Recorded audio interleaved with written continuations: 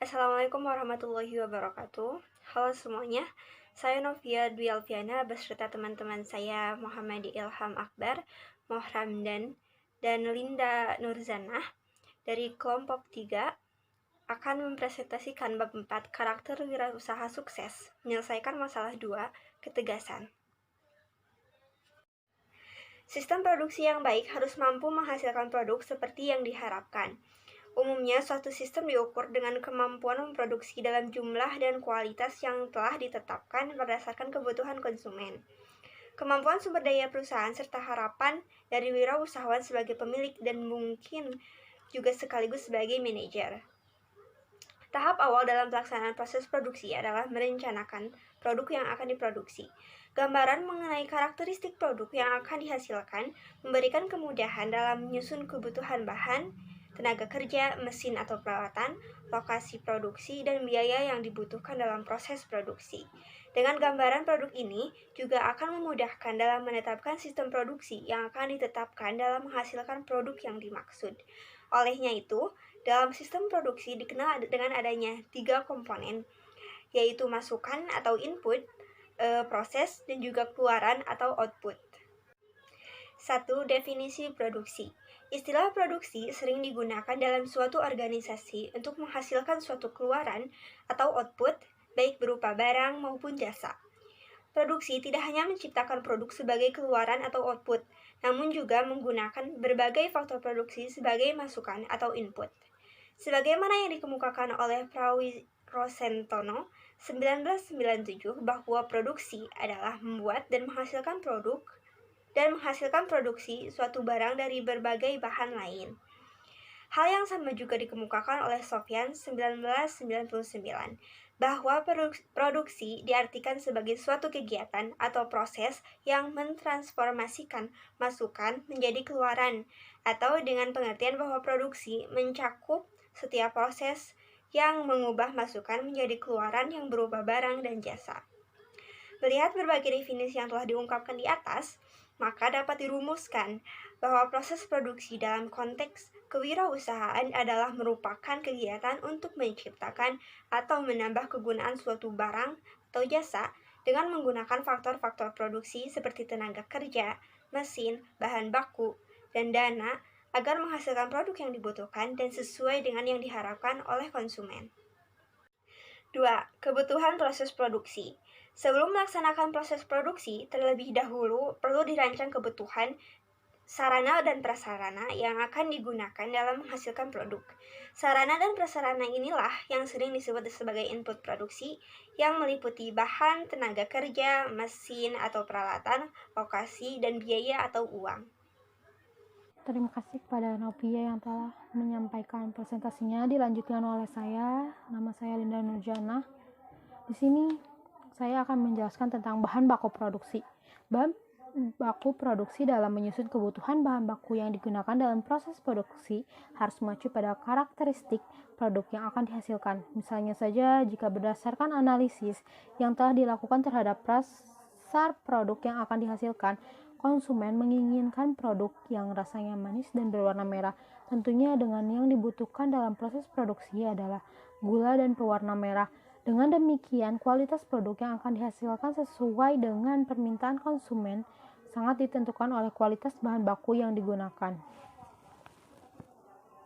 Kendalian dalam pengadaan bahan baku, terutama pada perusahaan-perusahaan yang memanfaatkan hasil-hasil pertanian primer sebagai bahan bakunya, sangat penting untuk dilakukan karena hasil pertanian primer memiliki ciri yang apabila tidak dikendalikan akan mendatangkan kerugian bagi perusahaan.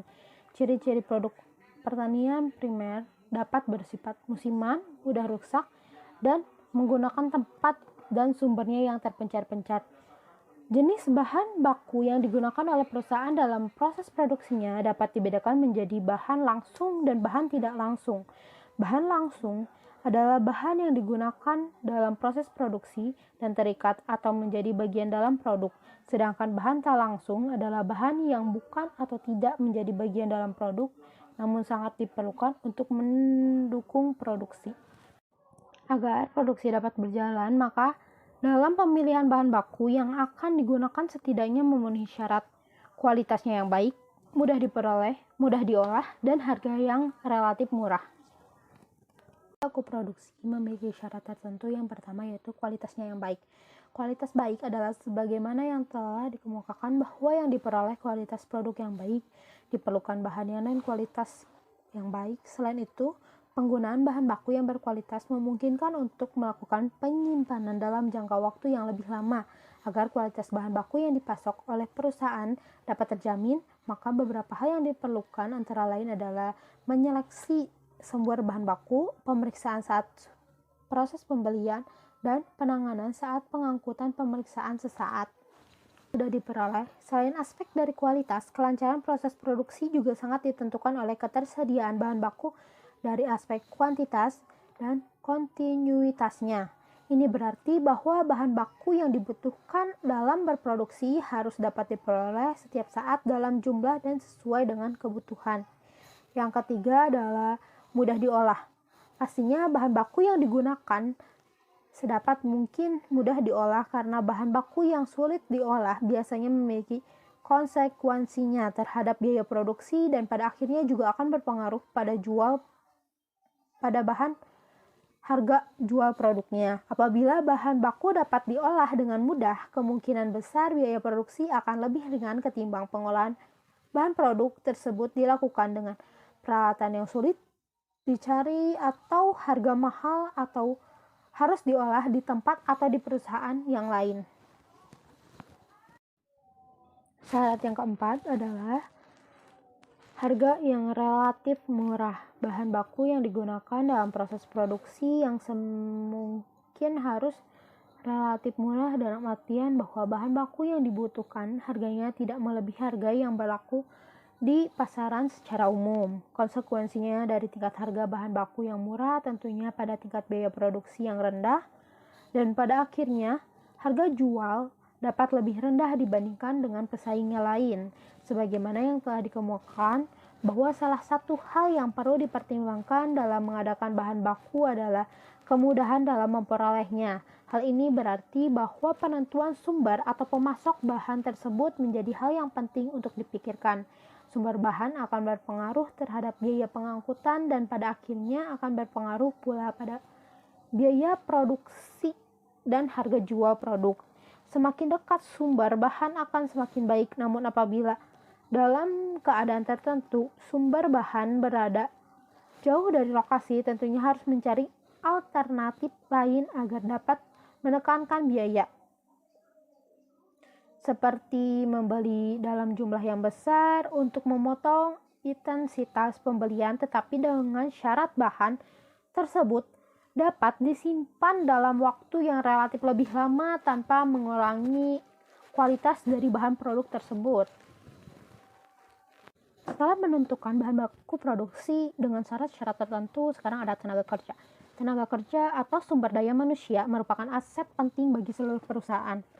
Dalam proses produksi, tenaga kerja merupakan penggerak berjalannya proses produksi. Meskipun bahan baku yang digunakan telah melampaui standar kualitas, peralatan yang digunakan telah memadai, jika tenaga kerja yang berjalan operasional produksinya tidak sesuai dalam jumlah dan kualitas yang diharapkan, maka mustahil perusahaan dapat menghasilkan produk yang berkualitas sebagaimana yang diharapkan oleh konsumen dan perusahaan.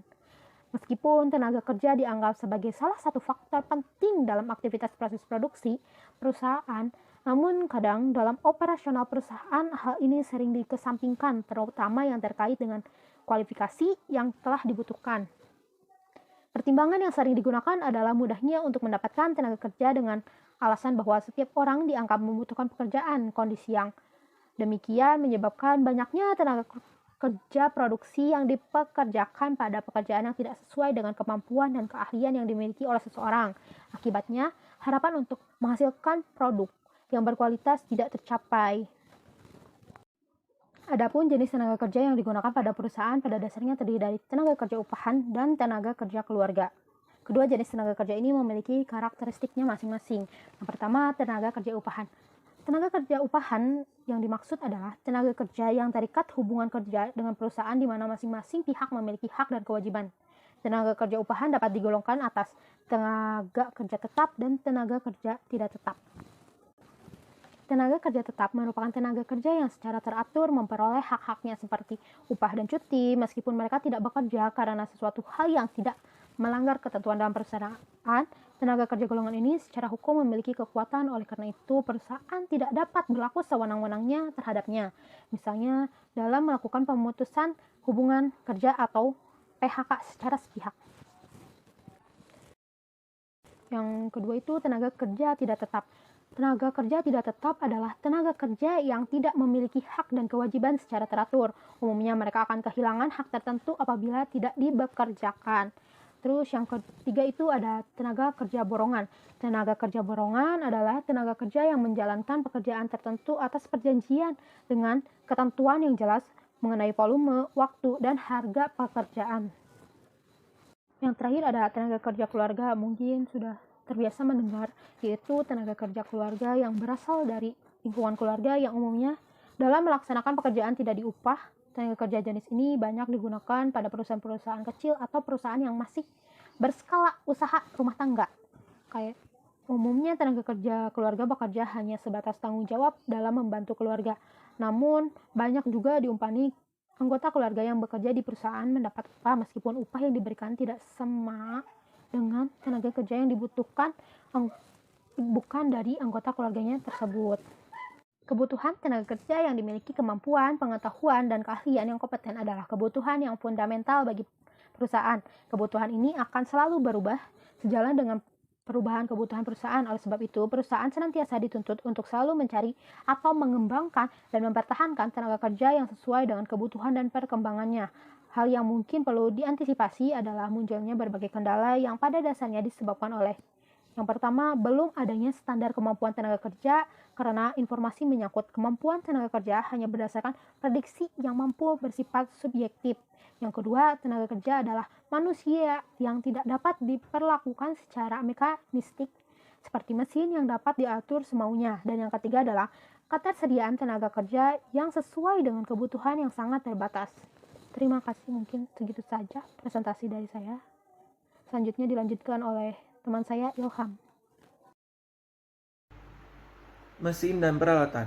Mesin dan peralatan yang digunakan dalam suatu proses produksi memiliki peran yang cukup besar di dalam keberhasilan perusahaan dalam menghasilkan produksi, baik dalam hal kuantitas, kualitas, maupun kontinuitas. Apabila perusahaan mengadakan mesin atau peralatan produksi yang tidak bermanfaat untuk menghasilkan produk yang sesuai dengan apa yang direncanakan, maka konsekuensi yang harus ditanggung oleh perusahaan adalah adanya beban biaya atau penyusutan yang harus ditanggung oleh perusahaan, sedangkan mesin atau peralatan tersebut kurang atau tidak mendukung dalam menghasilkan produksi. Dan juga dengan menambahnya beban biaya tersebut, maka akan berpengaruh pada peningkatan harga jual produk. Dalam penempatan mesin atau peralatan produksi, terdapat beberapa prinsip dasar yang perlu dipertimbangkan oleh perusahaan, yaitu yang pertama, prinsip integrasi, dalam artian bahwa penempatan mesin atau peralatan produksi dapat mengintegrasi seluruh faktor produksi, yaitu bahan, tenaga kerja, mesin atau peralatan, dan sebagainya, sehingga menghasilkan kerjasama yang harmonis. Yang kedua, prinsip memperpendek gerak, dalam artian bahwa penempatan mesin atau peralatan produksi tidak membuat tenaga kerja lebih banyak bergerak dari satu mesin atau peralatan ke mesin atau peralatan yang lain. Prinsip ketiga yaitu prinsip memperlancar arus pekerjaan, yang berarti bahwa penempatan mesin atau peralatan produksi dapat menjamin kelancaran arus bahan dalam proses tanpa adanya hambatan. Yang keempat, prinsip penggunaan ruang produksi yang efisien dan efektif, yang berarti bahwa penempatan mesin atau peralatan produksi ditempatkan sesuai dengan luas ruangan produksi yang dimiliki oleh perusahaan. Prinsip keselamatan dan kepuasan kerja, yang berarti bahwa penempatan mesin atau peralatan produksi pada ruangan produksi dapat menjamin keselamatan dan kenyamanan kerja dari tenaga kerja. Prinsip keluasan, yang dalam artian bahwa Mesin atau peralatan produksi sewaktu-waktu dapat disesuaikan jika sewaktu-waktu dibutuhkan adanya perubahan. Prinsip proses produksi yang berkesinambungan, dalam artian bahwa penempatan mesin atau peralatan produksi tidak menghambat kesinambungan proses produksi. Biaya produksi. Biaya dapat diidentifikasikan sebagai pengorbanan ekonomis yang diperlukan untuk memperoleh produk, baik itu barang atau jasa, atau pengeluaran yang dilakukan di masa sekarang untuk mendapatkan manfaat pada masa yang akan datang, di mana pengeluaran atau pengorbanan tersebut dapat diduga serta dapat dihitung secara kuantitatif dan tidak dapat dihindarkan. Biaya produksi terdiri atas dua bagian besar dengan penggolongan biaya masing-masing diuraikan sebagai berikut. Yang pertama yaitu menurut perilaku, yang terdiri atas biaya tetap, merupakan biaya yang besar kecilnya tidak tergantung pada besar kecilnya produksi dan dalam periode tertentu jumlahnya tetap. Misalnya biaya untuk gaji, tenaga kerja tetap, penyusutan alat, pajak lahan dan sebagainya. Biaya tidak tetap yaitu merupakan biaya yang besar kecilnya berhubungan langsung dengan besarnya produksi, atau dengan kata lain, biaya yang dalam periode tertentu jumlahnya dapat berubah tergantung pada tingkat produksi yang dihasilkan. Misalnya, pembelian bahan baku, biaya upah tenaga kerja borongan, dan lain-lain. Biaya menurut jenis terdiri atas biaya langsung atau pokok, merupakan biaya yang langsung terikat atau menjadi bagian pokok dari produk yang dihasilkan. Biaya yang penggolongan dalam jenis ini adalah biaya langsung dan biaya tenaga kerja langsung. Biaya tidak langsung merupakan biaya yang secara tidak digunakan untuk menghasilkan produk atau biaya yang terkait bukan pada bagian pokok dari produk yang dihasilkan. Contohnya adalah tenaga kerja tidak langsung. Biaya administrasi merupakan biaya yang dikeluarkan untuk keperluan administrasi kantor, perusahaan dan umum. Misalnya untuk menggaji pimpinan dan pegawai, sewa kantor, dan perlengkapan kantor dan sebagainya. Assalamualaikum warahmatullahi wabarakatuh. Saya Muhammad Ramdan akan langsung melanjutkan kepada poin yang berikutnya, yaitu proses produksi. Dihasilkannya produk sesuai dengan jumlah dan mutu yang diharapkan oleh pasar dan perusahaan, selain ditentukan oleh input bagaimana yang telah dijelaskan sebelumnya, juga sangat ditentukan oleh kegiatan yang dilaksanakan selama proses pembuatan produk berlangsung, yang dikenal dengan istilah proses produksi. Proses produksi terbagi menjadi dua, yaitu proses produksi berdasarkan wujudnya yang terbagi lagi menjadi 4 bagian. Yang pertama ada proses kimiawi, yaitu proses pengolahan bahan dasar menjadi produk dengan berdasarkan pada sifat kimiawi bahan yang diolah. Yang kedua ada mengubah bentuk, yaitu proses pengolahan bahan menjadi produk jadi atau setengah jadi dengan cara mengubah bentuk bahan menjadi bentuk yang lebih bermanfaat. Yang ketiga ada perakitan, yaitu proses menggabungkan komponen-komponen produk menjadi produk yang lebih bermanfaat. Dan yang keempat adalah transportasi, yaitu memindahkan sumber atau produk dari tempat asal ke tempat di mana produk tersebut dibutuhkan. Sedangkan proses yang kedua berdasarkan tipenya yang terbagi menjadi dua, yaitu proses berkesinambungan dan proses putus-putus. Proses berkesinambungan di mana arus masuk berlangsung terus melalui sistem produksi yang telah distandarisasi untuk menghasilkan produk yang homogen. Bentuk produk yang dihasilkan bersifat standar dan tidak tergantung pada spesifikasi pemesan. Tujuan produksi umumnya untuk persediaan yang kemudian dipasarkan, dan proses terputus-putus yaitu proses yang biasanya menghasilkan produk yang berbeda-beda, prosedur yang berbeda-beda, dan bahkan kadang-kadang masukan yang berbeda-beda.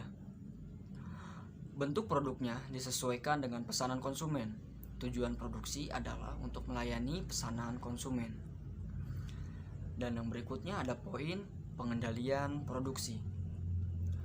Setelah menentukan spesifikasi produk yang akan dihasilkan, merancang proses dan sistem produksi, maka perlu mengorganisasikan seluruh sumber daya yang dimiliki oleh perusahaan untuk pengendalian produksi. Pengendalian produksi meliputi pengendalian produksi kuantitas dan kualitas. Pengendalian produksi agar proses produksi dapat berjalan lancar, tepat waktu, dan menghasilkan produksi dalam kuantitas dan kualitas yang sesuai dengan yang direncanakan.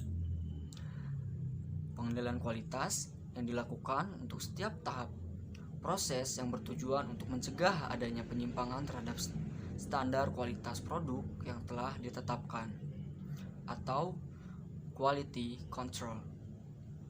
Dan yang poin yang terakhir ada penutup.